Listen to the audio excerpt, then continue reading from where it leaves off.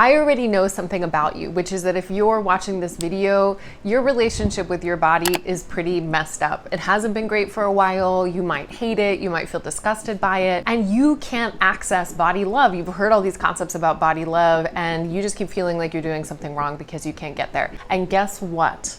Something I'm going to tell you that a lot of people don't say, which is you don't need to love your body in order to create a better body image. You do not need to love it in order to feel better about your body.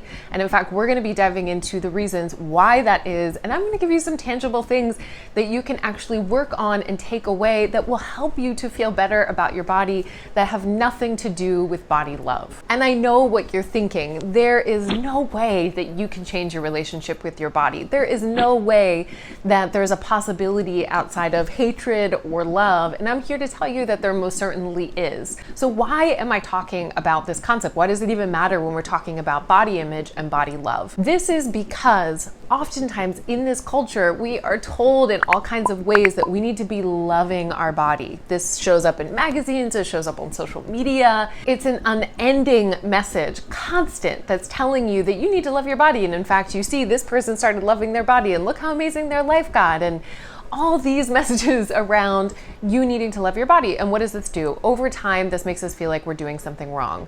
And more specifically, there is no way that you can go from body hatred to body love.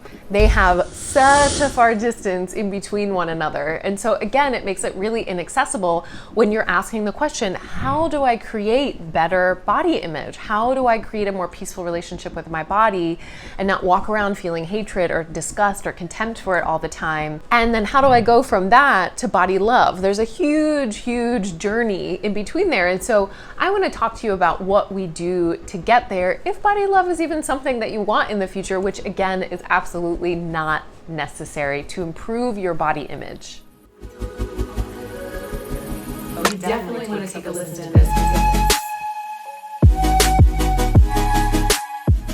But before we dive into things, my name is Catherine Metzler. Welcome if you are new here, welcome back if you aren't new here. I'm a registered dietitian, nutrition therapist, certified intuitive eating counselor, and I am here to help you create a more peaceful relationship with food, one that isn't filled with shame and guilt, and for you to develop a better body image, both of which food and body tend to take up all of our headspace and steal life from you. And my goal is to give some of that life back by helping food and body to take up less headspace. When it comes to body image, I do not have any problems or issues with the concept of body love. In fact, I am not against people loving their body. Of course, that's what I want for people.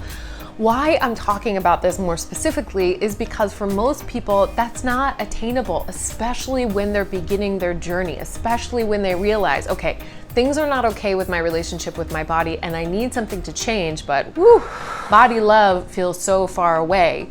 Not only this, it ends up being another unattainable standard. There's so many unattainable standards that exist out there as it relates to our body image, as I know you know.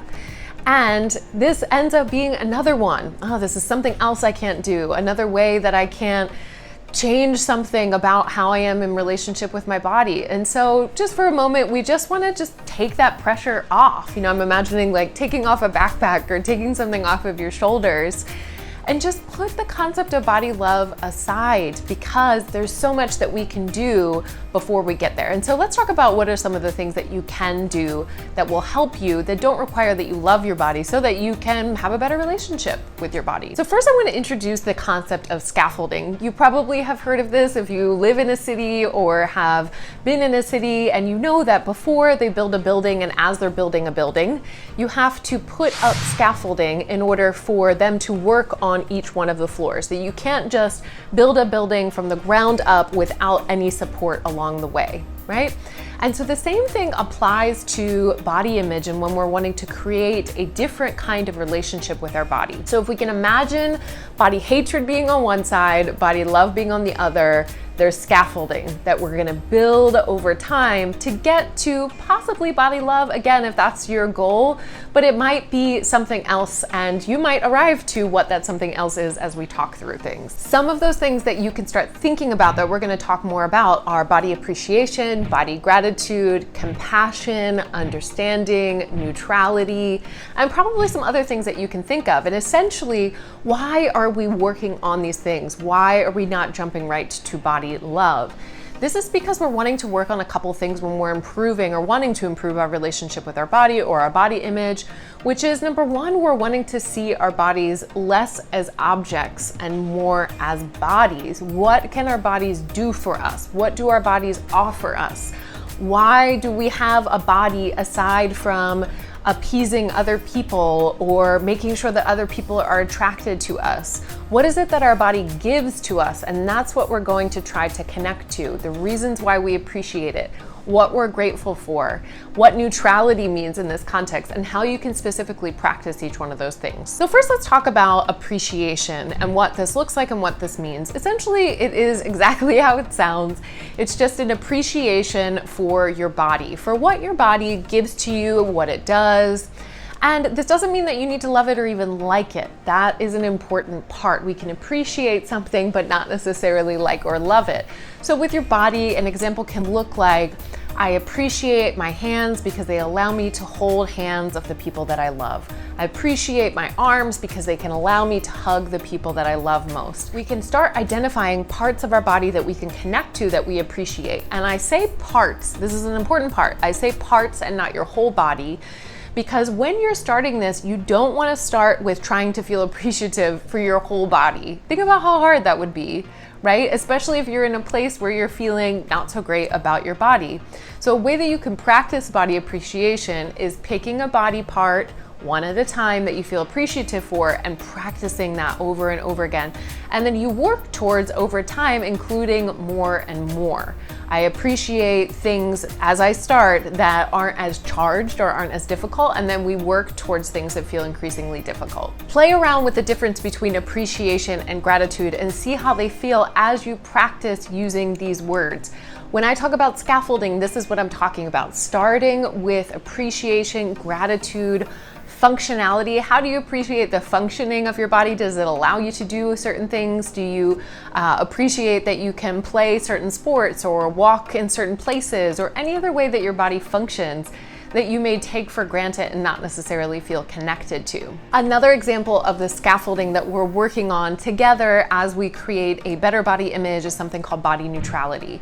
And this is referring to this idea that it is possible for certain parts of our body to be neutral, or that we can work towards being more neutral towards this. So what could this actually look like in practice? Say you're in an exercise class, you catch yourself in the mirror and you see that there's a lot of cellulite there. And you notice what voices or what judgment comes to mind immediately. And then that, for example, for a lot of people then lead to engaging in certain eating behaviors, working out more, punishing themselves, maybe going down a shame cycle. And instead, body neutrality proposes that as a practice, we begin noticing these things and allowing them just to be, not associating meaning to it, not associating it being tied to our felt sense of worth as humans. And so instead, this would look like, yep, that's cellulite. That's okay, bodies have cellulite, and you bring yourself right back to the exercise class. So really working towards moving as best as possible. It's not always possible, but this is something you can play around with as well as it relates to that scaffolding, to see if there are parts of yourself that you just get to be with, you just get to notice. You get to allow them to be neutral and not necessarily assign meaning to it, despite the culture having told you that there is somehow meaning around it or reflects something about your character or your sense of attractiveness, etc. So in addition to the scaffolding concept, I want to talk about two other important things as to why I'm saying body love is not necessary for you, and sometimes the tricky, problematic things that come up as it relates to loving your body. That's actually a really important part of this conversation when we're talking about body image. Okay, so the second thing I want to talk to you about is the problem with the way body love is presented and why it makes this issue so much more complicated and why it makes healing our relationship relationship with our body really complicated. And that is the kinds of people that are talking about body love. And let me get more specific for you. So oftentimes, of course, not always, but oftentimes, those that are influencers on social media, those that talk about it in certain articles, those that get elevated as voices that we should be listening to, tend to have more what we call socially acceptable bodies. They have a lot of privilege. I am most certainly one of them, right? They tend to be in thin bodies. They tend to be white, often women that are talking about this concept of body love. And what I want to say is that in a culture, in a anti-fat culture, in a diet culture that demonizes bodies, it is, of course, much easier and more accessible for those that have the most privilege or much more privilege than other people to access this idea of body love. So I want us to be mindful of that in conversations around body love. The way that it's promoted is if you have this body, then you can achieve body love. But what happens if you don't have that body? What happens if you don't have the amount of body privilege that that person has? And so that's an important part of this conversation because it is a problem. It's a problem related to this idea of how do we cultivate a different kind of relationship with our body or a better body image when all the bodies that we're being shown that are telling us that we just need to love our body are bodies that are very thin and have a lot of privilege. The last thing that I'll say about this, and it's also another important part, is that you can't think your way into loving yourself. It's just not possible. And I think I know something about you, which is that you are very smart. You know a lot. You might kind of exist what I say from the neck up, right? And there's this grasping or there's this idea that if I could just learn enough, if I could just think my way into loving my body, then everything will get better. And unfortunately, that's actually not the way we improve our body image or our relationship with our body. Yes, while in a moment, I'm gonna get to some practical things that you can start doing to help. It's more of a feeling-based process. We have to unpack all the beliefs and things that we've been told about our bodies. We have to process and grieve things. We have to challenge these ideas that our culture and dieting culture has taught us about what fat means and all these pressures that we have on ourselves and what self-objectification is, and I could go on. What I'm saying though is that if you feel like you listen to this video or you've read other articles and you're not where you're supposed to be, that is what happens. You just can't think your way out of having a bad body image. The next thing that I want you to do is get really curious about your social media feed. And I know this might sound a little strange, but let me explain. So who we follow on social media impacts us significantly because all of us are on social media a ton. And I say that specifically as it relates to body image because if we are following people that make us feel like crap, that every time we're on social media and we see their bodies and think, goodness, I wish I had that body, or more specifically, if they are people that have a lot of body privilege but are saying something about body love and how you should be loving your body, that may not be the best fit for you right now. So what I would recommend as it relates to social media is number one, unfollowing or muting people that no longer fill you up, that leave you feeling not so great about your body or leave you feeling like, oh, I wish I had that body. And instead fill your feed with a diversity of bodies. Seek out people that have different size bodies. Seek out people that have different skin colors. Seek out people that have different abilities. Seek out people that allow your feed to be filled with a diversity of bodies so that you can actually see what the world looks like. Remember that what images we're given and what we're told is actually a very small representation of what bodies look like in this world, which are, again, very thin women who historically at least, and even still now, tend to be white. We know that out in the world, bodies exist in all sizes and shapes, and body diversity is a normal, natural part of being human.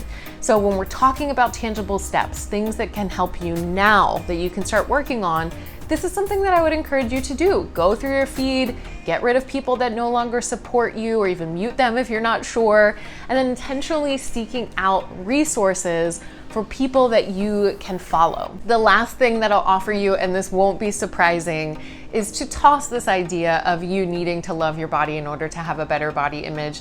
If you've gotten nothing from this video, it's that that is not necessary. You do not need to love your body in order to create a better body image. And in fact, that just puts more pressure on you. And so let it go. Let that idea go that you need to love your body. And again, this isn't to say that one day you won't start to love parts of yourself or love yourself sometime. But there's so much that needs to be done and be worked on before we get to a place in which we can say, you know, I love parts of my body. And in the meantime, as we're carrying that around and feeling like it's something that we should be feeling, we end up just feeling like we're doing it all wrong. And so start with some of the things that I talked about. Start in places where you are meeting yourself where you're at, which is just giving it a go as it relates to appreciation and gratitude and practicing these things. This is an important part. You have to practice them.